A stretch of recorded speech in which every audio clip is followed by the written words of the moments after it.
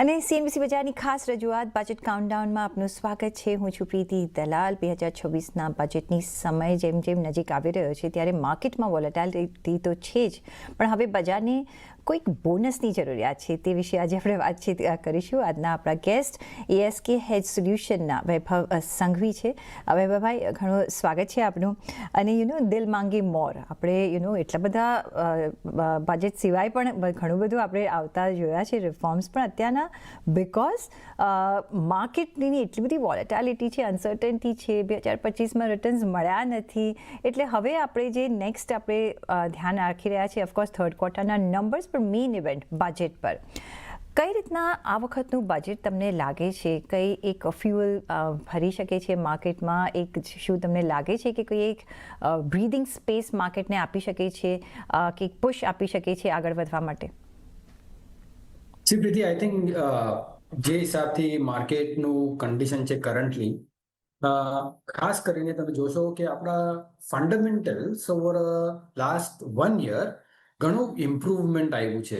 Not only from an economic stand point, but at the same time તમારા વ્યાજ દરો generally ઘટાયા છે. તમારું કોર્પોરેટ અર્નિંગ્સમાં પાછી બોટમિંગ આઉટ થઈને થોડુંક અપગ્રેડ આવી રહ્યું છે. સો ઓવરઓલ બેઝિસ પર અને કન્ઝમ્પશન સાથે વધી રહ્યું છે. તો ઓવરઓલ બેઝિસ પર અગર તમે હેલ્થ ઓફ ધ ઇકોનોમી જોશો તો આઈ થિંક એ રાઇટ ડાયરેક્શનમાં છે. Having said that, economic right ડાયરેક્શનમાં છે, કોર્પોરેટ અર્નિંગ્સ રાઇટ ડાયરેક્શનમાં છે, બટ ઇઝ ઇટ કે ટ્રાન્સલેટ થઈ રહ્યું છે માર્કેટ પરફોર્મન્સમાં? અનફોર્ચ્યુનેટલી અત્યાર સુધી આપણે એવિડન્સ નથી જોઈ રહ્યા. અને ખાસ કરીને હવે આપણે એવા ટાઈમ પર પહોંચી રહ્યા છે જ્યાં બજેટ છે અને ઓફકોર્સ અર્નિંગ પણ ચાલુ ફૂલ ફ્લેજેડલી ચાલુ થશે. હવે બજેટની વાત કરીએ તો આઈ થિંક બે પહેલું છે આમાં. એક તો જનરલ એક્સપેક્ટેશન શું છે, અને બીજું કે શું બજેટમાં થઈ શકે. એ બે હું અલગ રાખું છું, કારણ કે માર્કેટ્સ માટે તો એક્સપેક્ટેશન્સ આપણે જોઈશું તો it is a never ending phenomena. But જેટલું કરી શકતા હોય ફ્રોમ અ બજેટ પર્સપેક્ટિવ અને પ્રેક્ટિકલી અગર તમે જોઈ શકો તો એ શું આપણે થઈ શકે છે, એ બે ચીજમાં આપણે આકલન કરવું પડશે. લાસ્ટલી, ઘણા બધા એક્સપેક્ટેશન છે બજેટથી. સાથોસાથ ફિસ્કલ ડિસિપ્લિન રાખીને તમે રિફોર્મ્સ એજન્ડાને કન્ટિન્યુ પુશ કઈ રીતે કરી શકશો, એ એક બહુ ઇમ્પોર્ટન્ટ અને મહત્વનું ડાયરેક્શન રહેશે. Lastly, how do you balance both infrastructure, capex અને કન્ઝમ્પશન બૂસ્ટ એક સાથે, એ પણ જોવું બહુ ઇમ્પોર્ટન્ટ રહેશે. એબ્સોલ્યુટલી. સો આપણે deficit point of view sir જોઈએ તો આપણે પહેલાં કરતાં સારા એવા પોઝિશન પર છે. જે રીતના રેવન્યુઝ વધી રહ્યા છે આપણે જોઈ રહ્યા છે. પછી હમણાં આપણે જે રિફોર્મ્સ છે, જીએસટીમાં કપાત જોયું છે, મે બી આગળ જતાં આપણે ત્યાંથી પણ એક વધારે ઇન્ક્લુઝન આવશે જીએસટીની અંદર. સો અને લિક્વિડિટી ભરપૂર છે માર્કેટમાં કે આપણા ઇકોનોમીમાં અત્યારના જે થેન્ક્સ ટુ આરબીઆઈ. પણ વૈભવભાઈ, તો પણ આપણે જે માર્કેટની સિચ્યુએશન જોઈ રહ્યા છે, ફર્સ્ટ ફાઇનાન્શિયલ માર્કેટ, કેપિટલ માર્કેટ્સની આપણે જો વાત કરીએ તો એફઆઈઆઈસ હજી પણ નથી આવી રહ્યા. હજી પણ ઘણા બધા વોલેટાઇલ છે અને ઘણું બધું આપણે આઉટફ્લો જોયું છે, જે one of the highest outflow આપણે જોયું છે. કઈ રીતના તમે જોઈ રહ્યા છો? શું ગવર્મેન્ટ માર્કેટ ગ્રોથ જોશે? Government wants all the growth, right? Budget એ પોઈન્ટથી આપણે આવતા જોતા હોઈએ છીએ, પણ વધારે તમને ક્યાં ધ્યાન આપતું દેખાશે માર્કેટને ઉપર લાવવા માટે? Economic growth point of view તો આપણે જોઈ જ રહ્યા છીએ જે કામકાજ ચાલી રહ્યું છે, કે એફઆઈઆઈઝ રિટર્ન માટે શું તમે કોઈ પગલાં જોઈ શકો છો? બિકોઝ એ લોકોનું એક જે વળી રહ્યું છે ટેક્સેશન પોઈન્ટ ઓફ વ્યૂ, એ પણ એક એમની વરી રહી છે. કઈ રીતના, કયા આસ્પેક્ટમાં બેલેન્સિંગ કરી શકાય છે અહીંયા? A very important point, Preeti, because India આપણે એક પ્રેક્ટિકાલિટીને અપનાવવું પડશે as a country.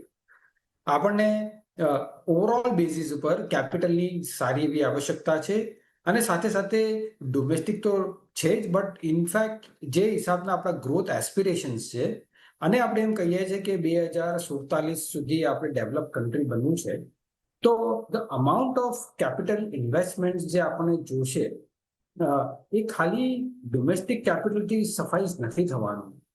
We should be very very clear કે આપણે ગ્લોબલ ઇન્વેસ્ટમેન્ટ્સને એગ્રેસિવ પરસ્યુ કરવાનું છે અને એ પરસ્યુ કરવામાં આપણે કન્સિસ્ટન્સી બતાવવાની છે in terms of the law, reforms, taxation and so on so fourth.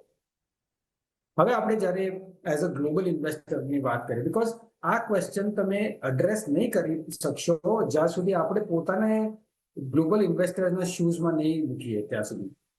અને અગર આપણે ગ્લોબલ ઇન્વેસ્ટર્સની વાત કરીએ તો આજે મારી પાસે દુનિયા પડી છે in terms of an investment perspective. અને ઇન્વેસ્ટમેન્ટ હું જ્યારે જોઉં છું ત્યારે 3 થી 4 મુખ્ય પહેલું જોઉં છું from a global investor stand point. One, everything boils down to the net expected rate of return. ઇન્વેસ્ટરનું ધર્મ છે કે ઇન્વેસ્ટરનું રિટર્ન બનાવવાનું, અને રિટર્ન બનાવવા માટે નેટ રિટર્ન મને સૌથી વધારે ક્યાં મળશે એ હું સૌથી પહેલા મારું આકલન કરીને હું જોઈશ કે મારે ક્યાં નિવેશ કરવું. જ્યારે એ કર્યું ત્યારે એ પણ જાણવું જોઈએ કે globally advance technology companies, artificial intelligence companies જે હિસાબે ચાઇના, કોરિયા, તાઇવાનમાં બહુ છે, યુએસમાં છે, આઈ થિંક ઘણું બધું capital flow you are seeing getting invested there as well. Lastly, જ્યારે આપણે MSCI ઇન્ડિયા, કોઈ પણ ઇન્વેસ્ટર ઇન્ડિયામાં ઇન્વેસ્ટ કરતું હોય તો લાસ્ટ 15 વર્ષનો તમે ડેટા કાઢશો તો MSCI India from a dollar return perspective, headline index has performed close to about 9%. અને 9%માં અગર આપણે કેપિટલ ટેક્સ ડિડક્ટ કરશું તો we will land around 7.5 આસપાસ, 7.5% આસપાસ. નાઉ હું આટલું રિસ્ક લઈને 7.5%ના ઇન્સ્ટ્રુમેન્ટમાં ઇન્વેસ્ટ કરું અને US 10 year 4.5% આપે છે, તો every investor will ask this question કે what is it that I am investing for? અને આપણે શોર્ટર ટર્મ રિટર્નની વાત નથી કરીએ, આપણે 15 વર્ષના રિટર્નની વાત કરીએ. Correct? So it is very important કે આપણે ગ્લોબલ ઇન્વેસ્ટરને કેવી રીતે અટ્રેક્ટિવ ઓલ્ટરનેટિવ અને ઓપોર્ચ્યુનિટી બનાવી શકીએ. અને એમાં to be very honest, globally બધા કન્ટ્રીઝમાં capital gains tax I think FPIs માટે કાઢવું જોઈએ, ઓફકોર્સ કાઢવું જોઈએ, અને એ ફેવર નથી. I think it is the norm from a global kind of country perspective. Absolutely, because if you want to attract foreign money, એ લોકોને થોડું તો ઇન્સેન્ટિવ્સ આપણે આપવા જ પડે ને. જે ગ્લોબલી જે ફિનોમિનન છે એનાથી મે બી આપણે સિંક્રનાઇઝ કરવું જોઈએ. તો મે બી આપણે આ એક પોઈન્ટ બજેટમાં આ વખતે નજર રાખીશું. સો ગોઈંગ ફોરવર્ડ, આપણે જે કન્ઝમ્પશન લેડ ઇકોનોમી આપણી રહી છે ને અત્યારના જે ઘણા બધા જે રિફોર્મ્સ આવવા જોવા મળ્યા છે કન્ઝમ્પશનને પુશ આપવા માટે જોયા છે. સો તમને શું લાગે છે, જો કન્ઝમ્પશન પોઈન્ટ ઓફ વ્યૂ શું આપણને વધારે એક પુશ મળી શકે છે આ બજેટમાં કે investment point of view? Because બંને હેન્ડ ઇન હેન્ડ જશે. બિકોઝ તમારે ઇન્ફ્રા પણ બિલ્ડઅપ કરવું છે, you want to be a futuristic nation along with the world. કઈ રીતના અહીંયા તમે ચેન્જીસ જોવા માંગશો ને એ કઈ રીતના આપણા ઇન્વેસ્ટમેન્ટ પેટર્નને પણ ચેન્જ કરી શકે છે? બિકોઝ જો આપણે ફ્યુચરિસ્ટિક જોવા જઈએ તો ક્યાં નિવેશ કરીએ? બિકોઝ હોલ એન્ડ સોલ આપણા માટે તો એ જ છે કે ક્યાં અમે નિવેશ કરીએ, કયા સેક્ટર્સ કરીએ, right? But having sad that, first question first, sir.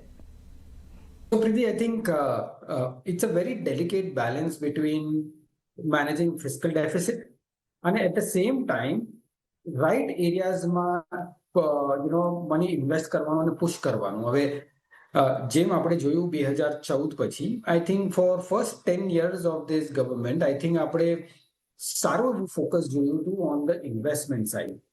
અને ઇન્વેસ્ટમેન્ટ્સમાં આપણે તમે ગણશો તો I can name many reforms, including your GST tax, your bankruptcy law, your corporate tax reduction, તમારું make in India programmes, PLI programmes. So એટલા બધા measures અને બહુ સારા measures ગવર્મેન્ટે લીધા છે to revive the whole investment piece અને capex revival.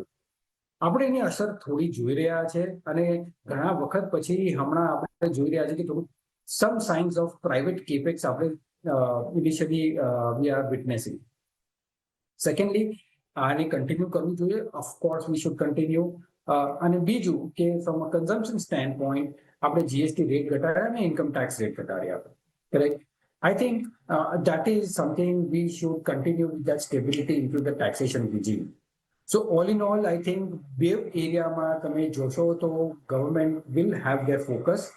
But when we talk about managing the fiscal deficit, I think revenue કઈ રીતે રેઝ કરી શકશું, ખાસ કરીને ડિસઇન્વેસ્ટમેન્ટ છે કે અધર એરિયાઝ ઓફ રેવન્યુ છે, એ આપણે ક્લોઝલી વોચ કરવું પડશે from a revenue mobilisation perspective. પણ ડાયવર્સમેન્ટ સાયકલ આપણે જોઈએ છે થોડી સ્લો રહી છે, વચ્ચે એમ લાગ્યું કે પિકઅપ થઈ રહી છે, પણ તો પણ આપણે day in day out every બજેટમાં આ મુદ્દો આપણે ચર્ચા કરતા હોઈએ છીએ. પણ વૈભવભાઈ, જે તમે પ્રાઇવેટ કેપેક્સની વાત કરી, ગવર્મેન્ટ કેપેક્સ યસ એક બાજુ છે, પ્રાઇવેટ કેપેક્સ અને તમે કહ્યું બિટ્સ એન્ડ પીસીસમાં હવે શરૂ થતાં આપણે જોઈ રહ્યા છીએ. કેટલી નીડ ઓફ આવર છે પ્રાઇવેટ કેપેક્સ વધારવા માટે, કે એના માટે રિફોર્મ્સ આપવા માટે, કે ઇન્સેન્ટિવ્સ આપવા માટે? બિકોઝ જો જ્યાં સુધી પ્રાઇવેટ કેપેક્સ નહીં આવે ત્યાં સુધી આપણે ગ્રોથમાં થોડા સ્ટેન્ડ સ્ટીલ થઈ જતા હોઈએ છીએ, કે એટલું આપણે જોઈ નથી શકતા. ત્યાં કોઈ incentive point of view budget કંઈ આપી શકે છે આપણને? I think one or two points છે from a macro perspective. અને આપણે જોયું કે જીડીપી ગ્રોથ જ્યારે exceedingly well છે from a GVA perspective, one aspect જે હજુ આપણે કામ કરવાની જરૂરત છે એ નોમિનલ ગ્રોથના ઉપર કામ કરવાની જરૂરત છે. જેમ જેમ નોમિનલ ગ્રોથ વધશે, WPI પણ વધશે અને પ્રાઇસિંગ પાવર કોર્પોરેટ્સમાં આવશે. Now, all of this is linked in some way, કારણ કે તમે અગર એ પીસને બેસાડો છો તો I think private capex automatically full ફોર્સમાં સબસિક્વન્ટ બેસિસ પર આવશે, કારણ કે કેપેસિટી યુટિલાઇઝેશન ઓવરઓલ બેસિસ જોઈએ તો I think it is coming towards 80% mark in that sense. Historically પણ આપણે જોયું છે કે અરાઉન્ડ ધીઝ લેવલ્સ અગર આવે છે તો you generally see the capex revival happen. Lastly નવા સોર્સિસ ઓફ કેપેક્સ, નવા ઇન્ડસ્ટ્રીઝ આવી રહ્યા છે, ખાસ કરીને તમે ડેટા સેન્ટર્સ જુઓ કે રિન્યુએબલ્સ જુઓ. This are not traditional sectors જ્યાં કેપેક્સ આપણે જનરલી જોતા હતા. જનરલી પહેલા આપણે શું જોતા હતા, આયર્ન, સ્ટીલ, સિમેન્ટ, એવા બધા ઇન્ડસ્ટ્રીઝમાં જોતા હતા. ઓફકોર્સ એમાં પણ જરૂરી છે, બટ આઈ થિંક નવા એરિયાઝ પણ ઉભરી રહ્યા છે from a private capex perspective. અને which is why I am saying કે જે નવા એરિયાઝમાં અમને રિસેન્ટલી તમે જે એનાઉન્સમેન્ટ જોયું છે, I think are very very encouraging. તો I think policy perspective nominal growth સુધારવાની જરૂરત છે, અને એ સુધાર્યા બાદ you will see all of these kind of getting at a much elevated pace from a growth perspective. Absolutely. તો yes, આપણે ધ્યાન રાખીશું. ને યસ, જે નવા ઉભરતા જે એરિયાઝ છે જેના માટે આપણે અત્યારથી જ કામ આપણે શરૂ થતાં જોઈ રહ્યા છીએ, લાઈક AI હોય કે જે આપણી જે સ્ટ્રેન્થ છે સેમિકન્ડક્ટર હોય કે મેન્યુફેક્ચરિંગ ઇન ઇન્ડિયા હોય, એટલે એમાં પણ આપણે ઘણા બધા એવન્યુઝ છે જ્યાં આપણે કામ કરી શકીએ છીએ. કઈ રીતના એ પણ વધારે આપણે ચર્ચા કરીશું, પણ મારે લઈ લેવાનું છે અહીંયા એક બ્રેક લઈને પાછા ફરી જોડાયા છે મારી સાથે.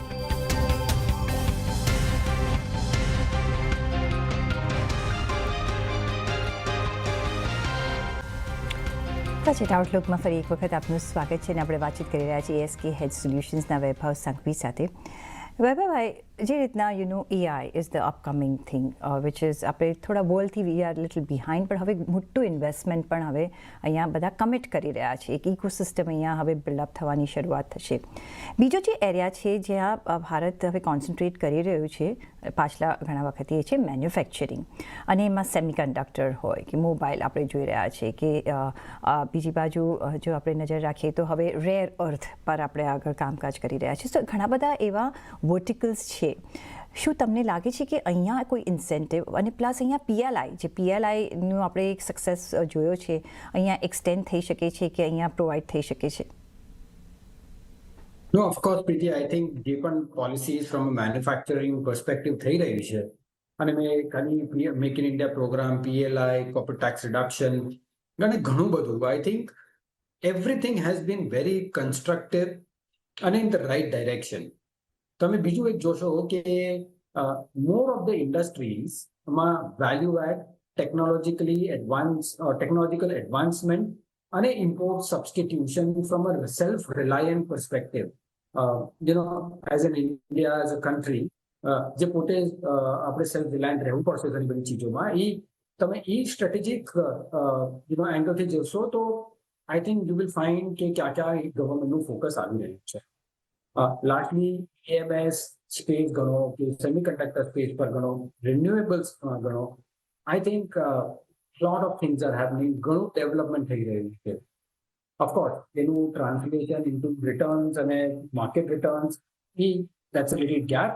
But I think over a period of time, I think we should be able to do that. So point is કે બજેટમાં I think જે મેં તમે કહ્યું કે it is very important to see કે આ રિફોર્મ એજન્ડા જે અત્યારથી થઈ રહ્યું છે અગર એ રાઇટ ડિરેક્શનમાં આગળ વધે છે તો I think market would be very, very heartened to know that.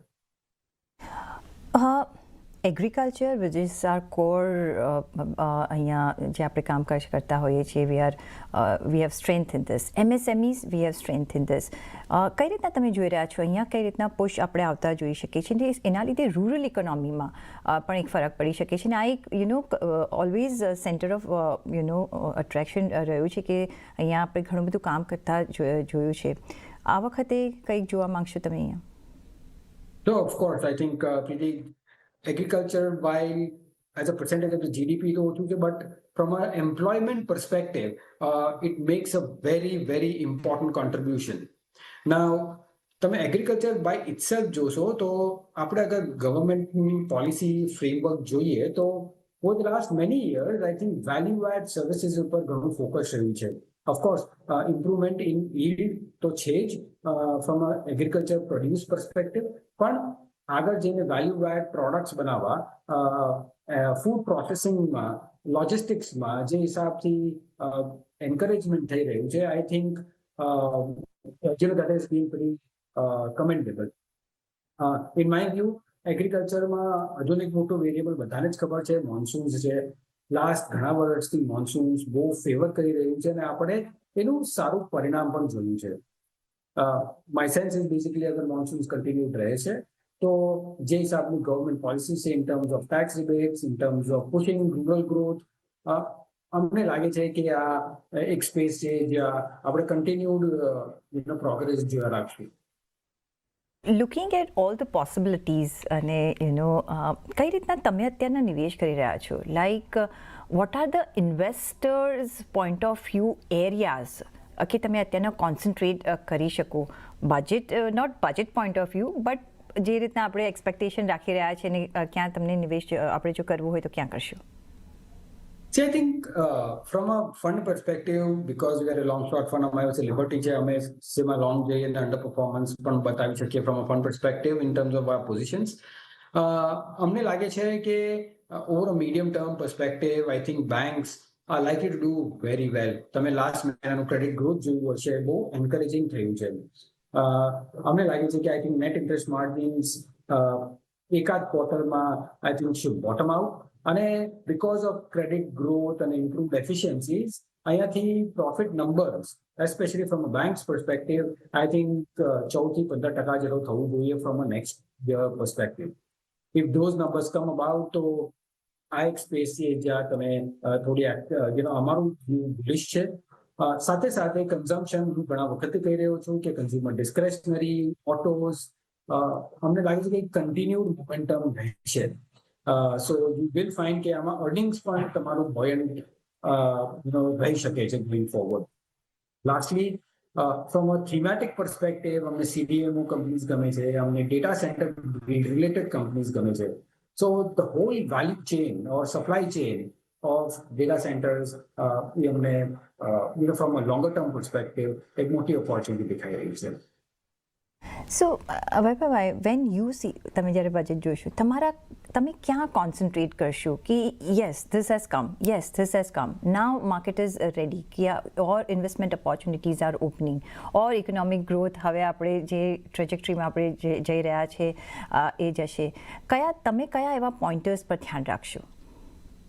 See, from an economic standpoint, pointers are getting incrementally into place. જેમ આપણે સ્ટાર્ટિંગમાં જ વાત કરી કે from a growth perspective, corporate earnings perspective, health of an economy perspective, I think all the data which we are looking at, I think they are incrementally getting positive. The only point is this performance has to translate into the market performance. અને એની માટે આપણે જે પણ કરવું પડે એ કરવું પડશે in that sense from a budget perspective or from looking at કે અગર ગ્લોબલ માર્કેટ્સમાં ઓલ્ટરનેટ આર્ટિફિશિયલ ઇન્ટેલિજન્સની થીમ અગર ઓવર વેલ્યુ થઈ જાય છે, એમાં કરેક્શન આવે છે, તો I think then we can probably stand some chance to get some temporary flows back into India as well. So I think there are many markers, economic-wise, earnings-wise, we are on track. It is just a matter of how we encourage the market technical flows. Domestic is still on track, but from a foreign perspective, આપણે ખાલી solve piece કરવાનું છે, અને if that is solved, I think we should be in good times. Yes જો તો of course આ બધાઓ જો solve થઈ જાય છે તો we are good to go. So ઘણા બધા નંબર્સ આપણા ઇન પ્લેસ છે, પણ એક કન્વર્ટ નથી થઈ રહ્યો માર્કેટની મૂવમેન્ટમાં. સો એ ટ્રાન્સમિશન જો થઈ જાય તો we are good to go. So એ પણ અત્યારના રજા લેવાનો સમય થઈ ગયો છે. વૈભવભાઈ, ઘણો આભાર તમારો અમારી સાથે જોડાવા બદલ અને આપના વેલ્યુબલ વ્યૂ પોઈન્ટ્સ અમારી સાથે શેર કરવા બદલ. અને સાથે જ Thank you. મને પણ આપશો રજા. જોડાયેલા રહેજો CNBC ગુજરાત સાથે. નમસ્કાર.